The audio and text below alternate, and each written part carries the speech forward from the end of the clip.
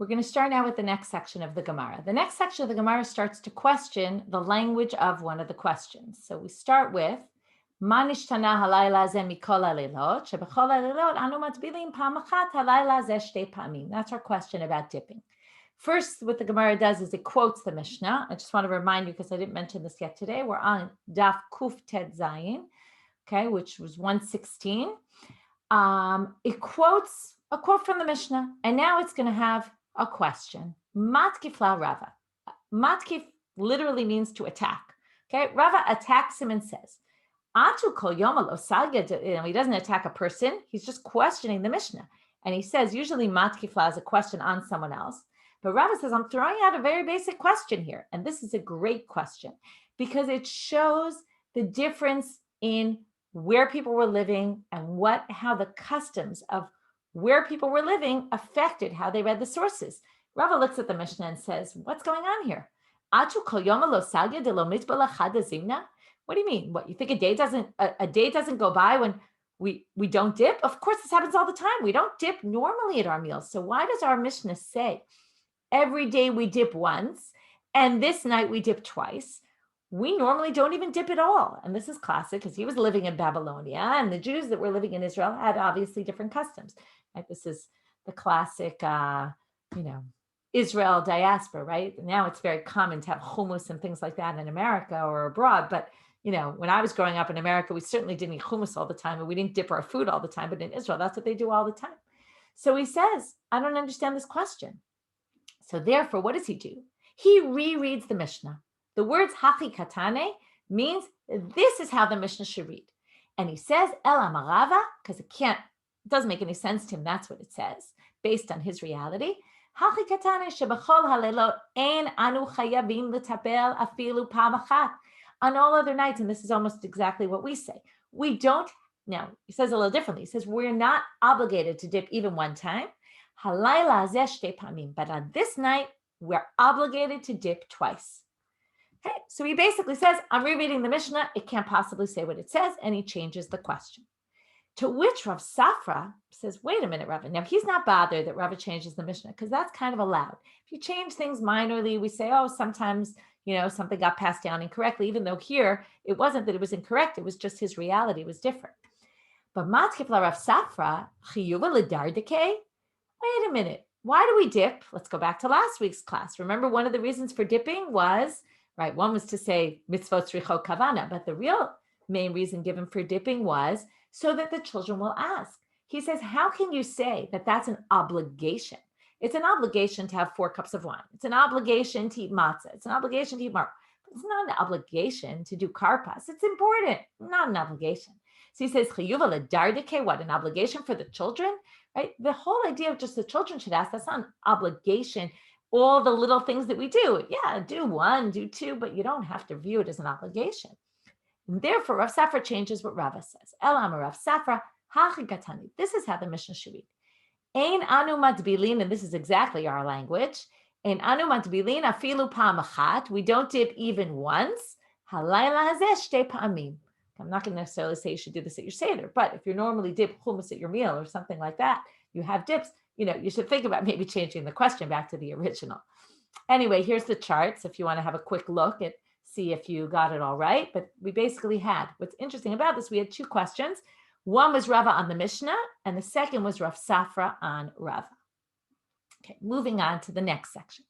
Matchil b'gnut u'mesayem b'shevach. Now we finished the question, and now we want to start telling the story.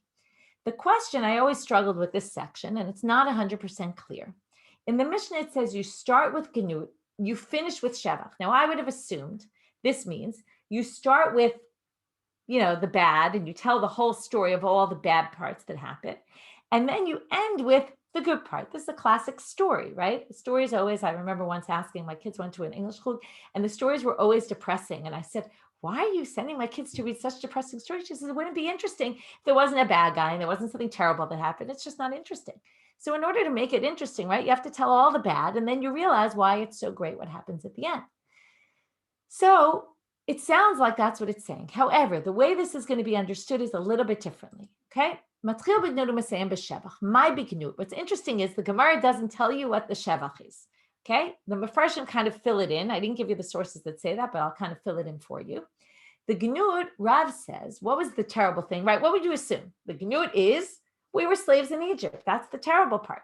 And then the answer is, right, what's the Shevach? We were freed. But that's not what Rav says. That's what Shmuel says, right? I'll skip for a minute. Shmuel says, Avadim Ayinu, we were slaves. And then the obvious is, and we were taken out, which, by the way, comes right, the first paragraph is Avadim Ayinu, right after Manish Tana. And the next thing it says, the next few words are, and God took us out. So it's not the way I suggested, which is let's start with, tell the whole story of all the bad stuff, and then end with on the high note of how we got out. No, it's really one right after the other. Rav has a different approach. He says, Mitchila ovdei avodah glulim hayu avotenu, which in the version of the Haggadah I have, it's Chilat ovdei avodah zara hayu avotenu, right? They were idol worshippers, which is Terach. Remember, we start the story with Terach, the father of Abraham. And then, what's the next line? Keravanu hamakom lavodato. Also in this version, the Shevach is immediately after. And then God brought us to be God worshippers and not idol worshippers. According to both those versions, it's not exactly clear. Is this a recipe for how to tell the story, like the way I put it before? This will make for an interesting story, right? You tell all the bad and then you find out all the good. Or is this just how to start telling the story? And then what's the real story? Well, the real story is what comes after, which is Doresh Kol Parsha Kula. And it's so fascinating, this whole thing. I'll tell you why.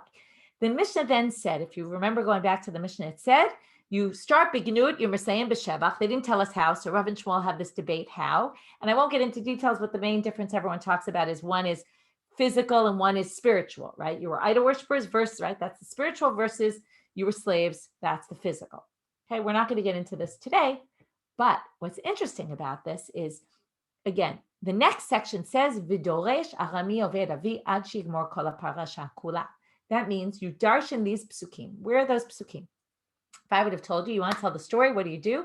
You would read from Sefer Shmot, and you read in Shmot, and it tells you exactly what happened. They went down to Egypt. You maybe would start with the Yosef story, right? And then you tell the whole story.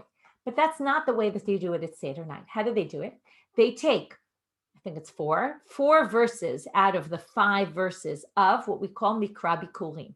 Mikra Bikurim is when they go to the temple on Shavuot, and they bring their first fruits. You're supposed to say this text. And the text is, you give a very brief account of Jewish history, okay, until they get to the land of Israel.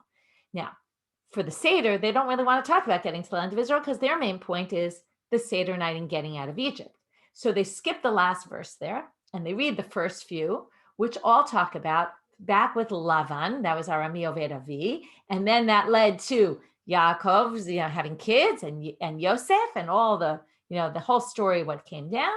And through those few verses, you tell the story. Why do we tell the story in that way? First of all, if you just read straight in the Torah, it's a little bit boring. And second of all, when you tell, the whole drasha is question and answer format. So that's really the whole main body. What's fascinating about this? The Gemara doesn't discuss this at all. Okay, you've now just read, and if you haven't, we're going to read it together, the entire section of this Mishnah, and they don't discuss that part, even though that is the main part of the Seder, okay? And I know at most people's Seders, they discuss the 4 sons, and they discuss this, and they discuss that. And that's why I started the class by saying, what's the main part? You see from the Mishnah what the main part is. And the main part are those drashot, okay? Some people think maybe Matchil B'Gnud U'Masayim B'Shvach is also the main part, but the pshat of the Mishnah really seems to say, it's those drashot, which is the way of telling the story, and everything else is just intro. There's questions that we ask, again, whether it's free-form questions or set questions. Then we give this little intro where we kind of start with the bad, end with good, and show there was this big contrast that happened. And then we go into full-fledged into the story. And the story is supposed to be told through this question-answer format, which is the world of drashot. It's all kind of questions and answers. So that's what the Mishnah is. That's what the Mishnah is giving us a recipe for how to make your Seder interesting, right? And how to get people engaged. What happened, which is interesting, is it became a text that people recite. And not everybody knows how to make it engage, and some people just read the text. So it's very interesting how it started in one way, but developed in a different way. And here we're going to see All the more so that the Gemara also seems to think that it's not a set recipe. And we see that from the next story. Amar le Rav Nachman le Daru Avde. He said to Daru, his Eved, his servant, Avda de mafik le mari lecherut. If you have a slave who gets sent free from his master, v'yav le kasbu dav, and he gives him silver and gold. This is like the Jews getting out of Egypt when they took the money, they took the gold and silver of the Egyptians. My baile memar, what are they supposed to say? Amar le, what did he answer him? Bailo duye l'shabuche, right? What did he do? Classic good teaching skills. He asked him a question. He brought something relevant from his life. He answered the question. And with that, he learned, oh, that's the whole concept of what's going on here. Amar le, and notice it's not only his son. Here it's his servant. Amar le, which shows it's not all about kids, this whole education of the Seder. Educating everybody around your table. Amar le, p'tartami lomar manishtana. He said, you've exempted me now from manishtana because you're already into it, right? The whole idea of manishtana is to engage them. He was already engaged. Patach v'amar avadim hayinu. So he skipped manishtana and he went straight into avadim hayinu. By the way, one of the things we're going to do at Hadran, you should look out on our Facebook page, is the week before Pesach, we're going to give you suggestions of creative ways, creative things that you could do at your Seder. Okay, so in light of this important thing that we're learning tonight. Okay, so now let's move on. The next Mishna starts off with Rabban Gamliel. Rabban Gamliel haya omer, kol shelo amar shlosha dvarim elu bepesach lo yatsa yedei chavato. And what are these three things? Pesach, matzah, and maror. This should also be familiar to you because this is something we say at the Seder. Now, again, I'm going to ask you, when this Mishnah said that Rabban Gamliel would say, you have to say the following three things at the Seder, and then he explains why, because these are the three basic things. It's very interesting. It really seems like he's telling you, make sure that when you tell the story, you make mention of these three things. Make sure it's like when you get a creative writing or spelling assignment, right? Your teacher tells you, write an essay using all these words, right? That's what Rabban Gamliel said. Tell your story, make sure to mention these three words, Pesach, Matzah, and Maror. If you didn't do that, well, then you may as well have not told the story, right? You're not going to fulfill your obligation. However, what happened? This became a text that gets put into our Haggadah. Likely it got put toward the end of Magid because the idea is, well, listen, in case you didn't say these, let's just make sure you get it in at the end. And then they just put in the words of the Mishnah. But it doesn't really seem like from the beginning, this was supposed to be a text of the Haggadah. So again, it's interesting how this develops. Okay, there was something. Right. I forgot to mention the Rif. Okay, the Rif, when it came to Matchil B'Gnudim Masayim B'Shevach, he says, by the way, and I'm sure you've picked up on this, which is both opinions are things that we say at the Seder. And he says, Ha'idna avdinan kitravayhu. And why did I want to point this out so importantly? Because what does he say? Nowadays, we do like both. We say both the Gnut and the Shevach of Rav, and both the Gnut and the Shevach of Shmuel. Why is this interesting? Because when it comes to halacha, we don't usually follow two different opinions. But when it comes to prayer, again, I said in the beginning of today's class that prayer is very different. In the world of prayer, the more the merrier. So if we have these two opinions, let's just put them in and people will say both of them. So there you have that. Okay, the last thing I want to end with is this idea of the mitzvah of V'higadat lebincha. And what's unique about telling the story of the Yetziat Mitzrayim that's different from the mitzvah we have every day to mention Yetziat Mitzrayim, which we do in Kriyat Shema. Every day we say, right, we mention Yetziat Mitzrayim in the third paragraph of Shema. So what's the difference between that and this? So there's going to be four answers we're going to give, three Rav Chaim Bris gives and one of the Yabetz. We'll get to that after. I'll do these very quickly. I recommend you read them. I'll even go through right now in the English. Okay, number one. And what's interesting about these, first of all, it tells you the nature of how Sipur is different from Zechira. Zechira is mentioning, Sipur is telling the story. The second thing I want you to point out is how they use the Gemaras that we learned to prove their point. Okay, so Rav Chaim Bris says, Zechira can be done by yourself. Sipur needs to be, as we saw in the Gemara and in the Mishnah, there has to be question and answer. There has to be discussion. Even if you're alone, you have to do it in a question answer format. It's not the same as just saying, God took us out of Egypt. Number two, there's a format. It has to start with disgrace, conclude with glory. It's got a format. It's got a formula. It's a story. No one read a book without, the basics of a storyline. So it has to have a storyline. Zechira, all you need to do is say, God took us out of Egypt. Third, Sipur. You need to explain the reasons behind the commandments of the evening.